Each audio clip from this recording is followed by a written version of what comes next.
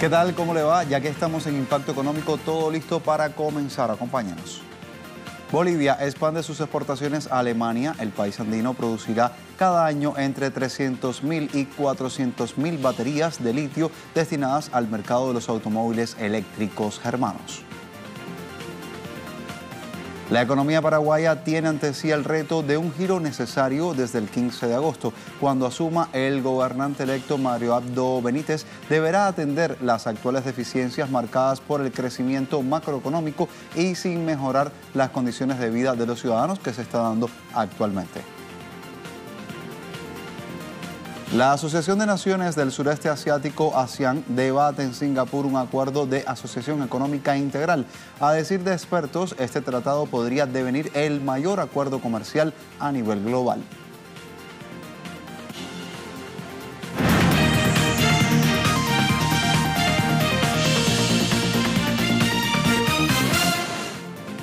Iniciamos con la información del Estado Plurinacional de Bolivia. Vigoriza este país su parque industrial con miras a desarrollar otras fuentes energéticas distintas a las de los hidrocarburos. Se trata, como ya ven acá, del litio. Y es que es importante decir, la producción de litio del país tiene ventajas para la exportación y también para su explotación al interior del país. Vamos a revisar cómo se puede ver la información a través de nuestra cuenta oficial en Twitter, @TelesurImpactoE. Les contamos, expande sus exportaciones hacia Alemania. El país andino producirá cada año entre 300.000 y 400.000 baterías de litio destinadas al mercado de los automóviles eléctricos germanos. Y es que tenemos que contarle cómo se va moviendo esta información. Entender el contexto es que la Directiva de Yacimientos de Litios Bolivianos prevé que ese país pueda producir entre la cifra que les mostrábamos en pantalla,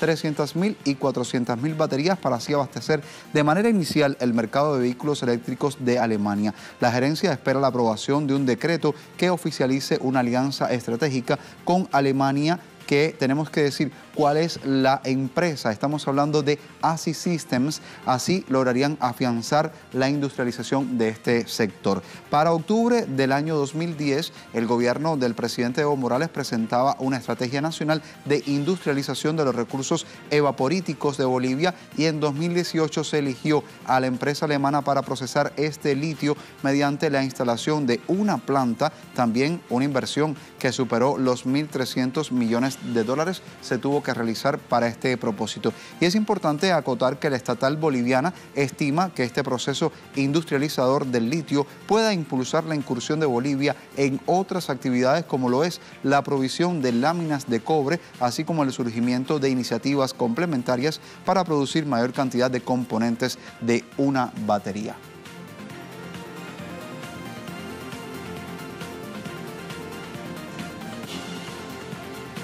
Revisamos también el panorama económico latinoamericano que nos lleva hasta Chile. Uno de los yacimientos de cobre más importantes de todo el mundo está por paralizar sus actividades. Todo ello debido a un conflicto entre trabajadores y la empresa encargada de extraer este mineral. La información la obtenemos a través del medio Russia Today.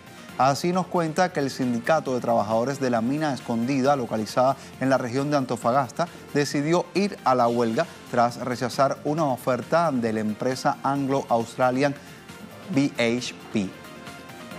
Hay que hablar de un aumento salarial del 1% y un bono por 15 millones de pesos chilenos. Es este el tema que está sobre el tapete. Los trabajadores no aceptan y exigen que el bono sea de al menos 25.900.000 pesos por cada uno de los afiliados y que el incremento salarial pueda llegar hasta el 5%, así como le contamos. De acuerdo a la legislación chilena, la huelga no entrará inmediatamente en vigencia y se abre un periodo de 4 días donde alguna de las partes puede solicitar los buenos oficios. Durante el año 2017, la minera Escondida, pues, estuvo obteniendo ganancias netas por un total de 1.192 millones de dólares, un 20% más si lo comparamos con los 993 millones de dólares que se registraban para el año 2016.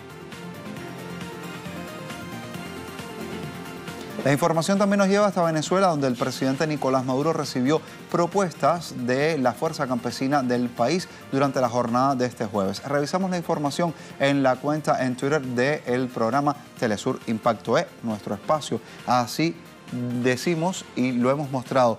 El presidente de Venezuela, Nicolás Maduro, ha dicho que hay que apoyar al que produce. Debemos terminar con el rentismo petrolero, con la economía de puertos. Es necesaria una gran alianza productiva con todos los sectores del campo. El jefe de Estado venezolano recibió en Caracas a los participantes de esta marcha campesina admirable, quienes caminaron 400 kilómetros para hacer escuchar su voz y también para hacer valer sus derechos.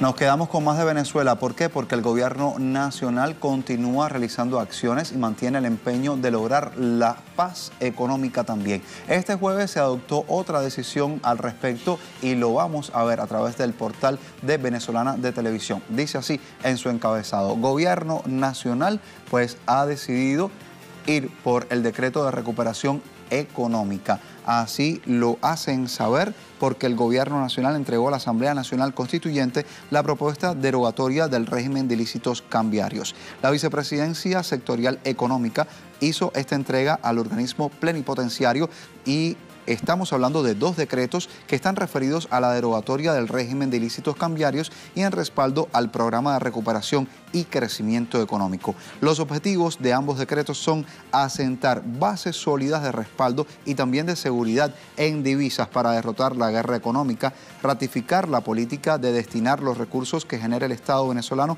hacia la inversión social, devolverle el poder adquisitivo al pueblo, aumentar la producción nacional y también fomentar un sistema de precios estables contemplado en una nueva política monetaria. El máximo vocero de la Vicepresidencia Económica, Tarek El-Aissami, precisó que estas medidas permitirán que otros sectores económicos puedan hacer operaciones de inversión de manera legal y también con respaldo jurídico.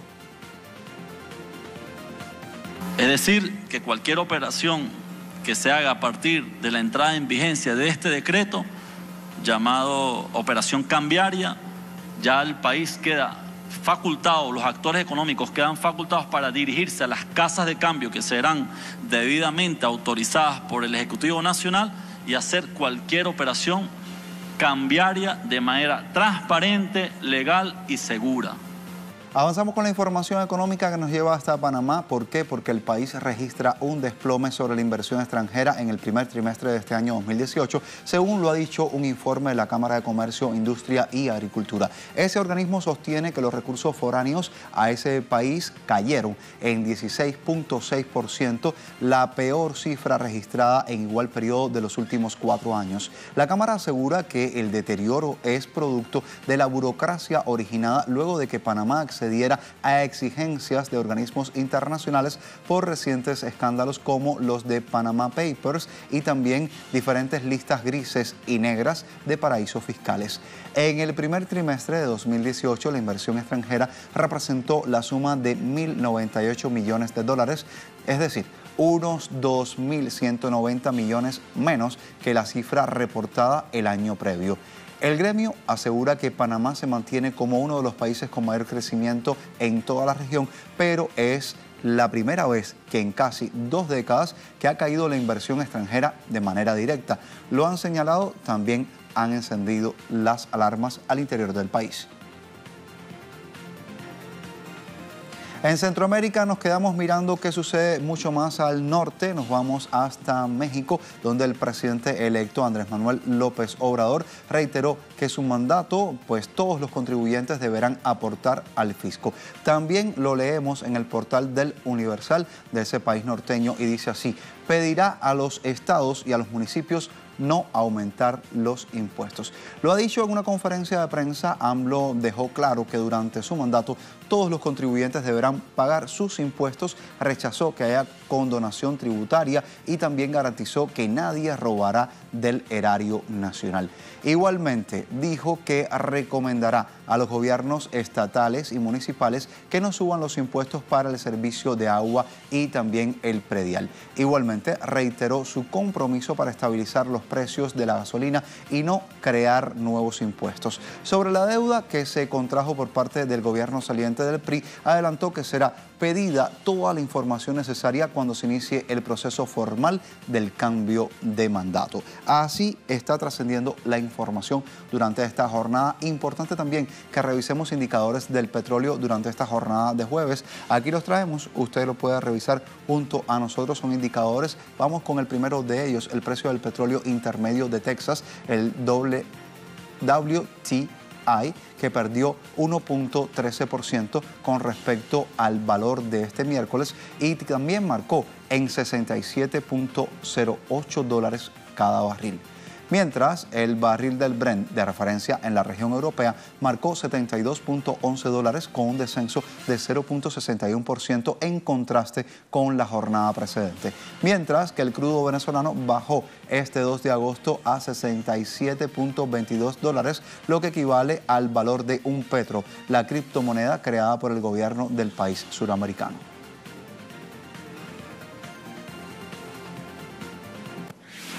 Tiempo de una pausa en Impacto Económico. Al volver, les contaremos cómo Paraguay está en el ámbito económico a pocos días de asumir la presidencia de Mario Abdo Benítez. Es Impacto Económico. Regresamos en breve. Acompáñanos.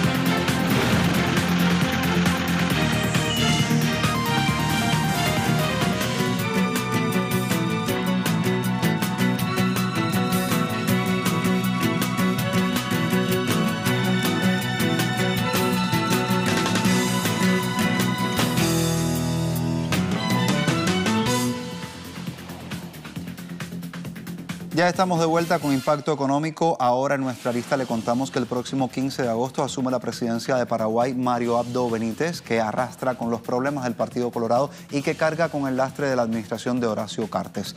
Este es un cambio de mando, pues es un momento en el que surgen muchas interrogantes. Pregunta inevitable es si la economía de ese país dará un giro necesario para acabar, o al menos atender las grandes diferencias que allí se viven. Paraguay es la arista de análisis del día de hoy. Acompáñenos.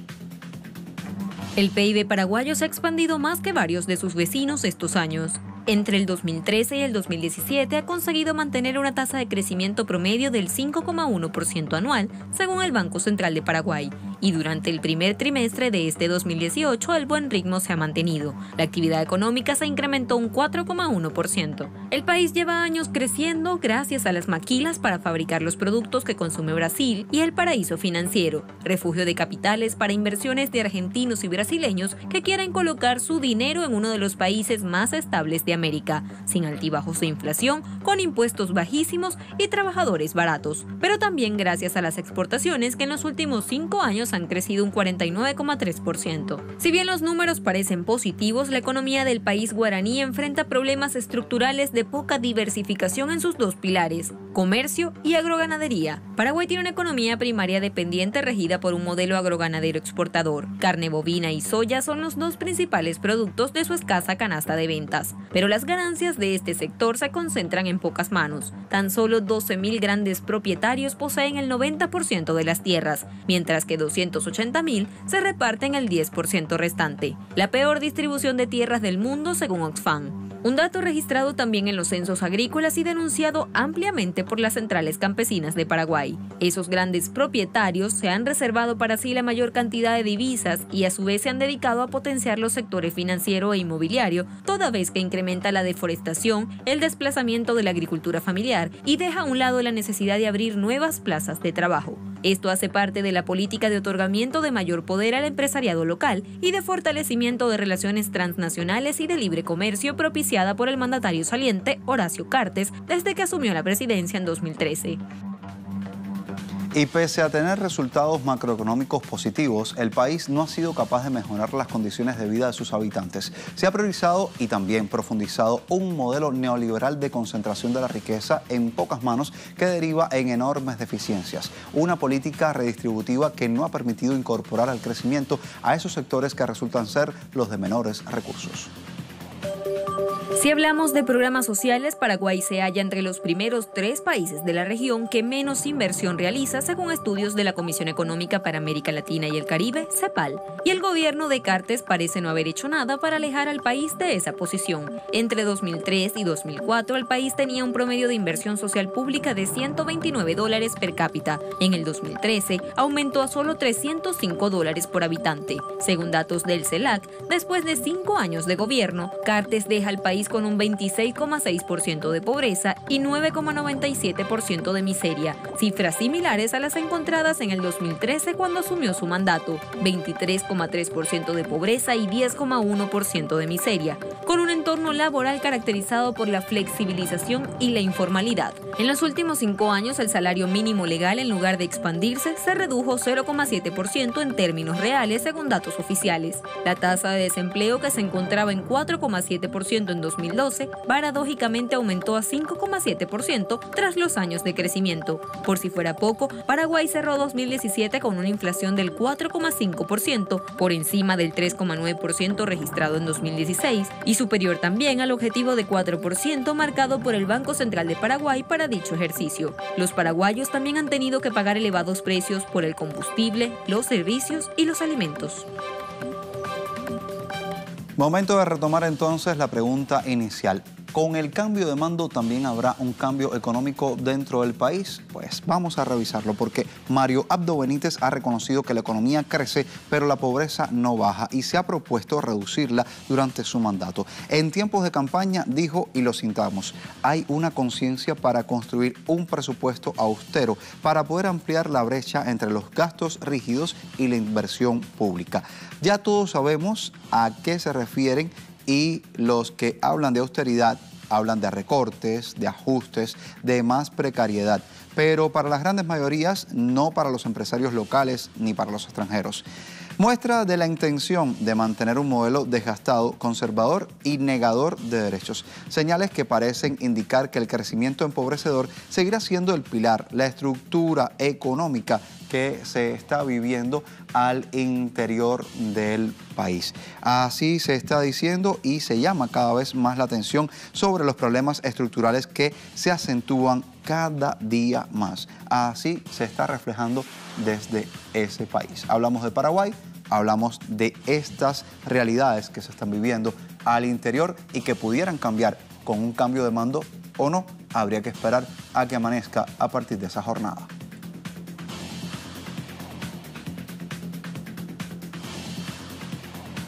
Importante entonces conocer qué dicen los expertos sobre este particular. Y quiero traer entonces las palabras de uno de ellos. Dice así: sus propuestas económicas apuntan fundamentalmente a mantener la estabilidad macroeconómica, pero ya quedó demostrado que con la macroeconomía sola no se alcanza para hacer del Paraguay un país más justo y diversificado de manera productiva. Son palabras que dio a conocer Pablo Warren del CELAC. Así la hemos compartido con ustedes en nuestra arista económica al día de hoy. Tiempo de hacer una pausa, pero al regreso revisamos entonces cómo ha sido el inicio de la cumbre ASEAN en Singapur y también los temas que discuten, entre ellos un acuerdo de asociación económica integral. Pausa, regresamos en breve con más.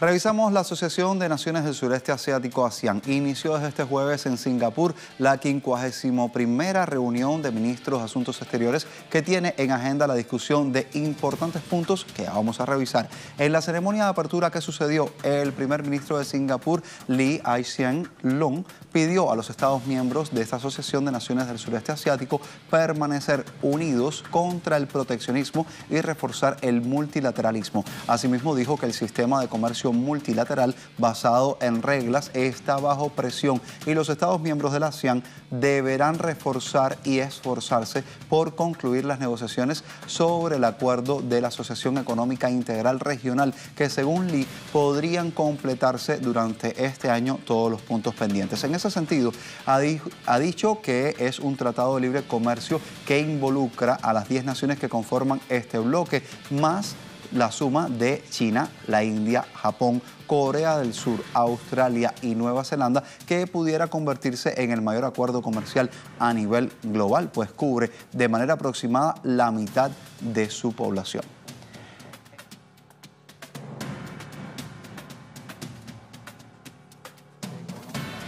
El sistema de comercio multilateral basado en normas que ha apuntalado el crecimiento y la prosperidad de la ASEAN está bajo presión. Es importante que la ASEAN siga respaldando el sistema multilateral y trabaje con socios afines para profundizar nuestra red de cooperación. Seguimos revisando mucho más. ¿Qué sucede con China? Ha instado a Estados Unidos a volver al sentido común luego de que la administración de Donald Trump buscara aumentar la presión comercial contra el gigante asiático, proponiendo un arancel del 25% sobre importaciones chinas por el valor de, escuche bien, $200.000 millones cada año. El portavoz de la Cancillería de China, Geng Shuang, aseguró en una conferencia de prensa que los esfuerzos del país norteamericano en el chantaje fracasarán. Al mismo tiempo, dijo que Beijing sigue abierto para el diálogo sobre la actual disputa comercial entre ambos países, que se espera que pueda tener base dentro de lo que se ha dado en llamar el respeto mutuo y también la igualdad. Dos principios básicos fundamentales para las relaciones entre los países. Igualmente, Shuang estuvo aconsejando a Estados Unidos que corrija su actitud y que no deje que sus emociones afecten las decisiones, porque al final con esto se dañarían a sí mismos, tal cual lo explicó. También hizo énfasis en que todas las amenazas serán contraproducentes. Por su parte, el diplomático del gobierno chino y miembro del Consejo de Estado, Wang Yi, avisó que los esfuerzos de Washington para presionar a Beijing serían en vano. Por ello, instó a sus legisladores a calmarse. De igual forma, dijo que espera que los involucrados directamente en estas políticas comerciales de Estados Unidos puedan tener un poco más de calma, puedan escuchar de manera atenta las voces de los consumidores estadounidenses y también escuchar el llamado colectivo de la comunidad internacional. Así lo expresó Xi en las últimas horas. Y miembros de la Banca de Inglaterra votaron por unanimidad para elevar sus tasas de intereses desde el 0.50 a 0.75%, estableciendo así el mayor aumento de esta tasa desde el año 2009. El principal objetivo de esta estrategia bursátil por parte del Comité de Política Monetaria del Banco de Inglaterra sería controlar la inflación dentro de ese país europeo. Pero el mensaje sobre las condiciones de endeudamiento sigue enfocándose en alzas graduales y también limitadas de las tasas de intereses, ya que el Banco Central inglés espera que la inflación se pueda ubicar en una fracción por encima de su objetivo número 2 y que sería un 2% en los próximos años. Matt Carney, gobernador de dicha institución bancaria y presidente del Consejo de Estabilidad Financiera del G20, mostró la posibilidad de nuevos aumentos en estas tasas. Asimismo, Carney estuvo afirmando que esta entidad que dirige está preparada, así lo anunció, para cual sea el resultado de las negociaciones entre Londres y Bruselas en relación al tan hablado, llevado y debatido Brexit.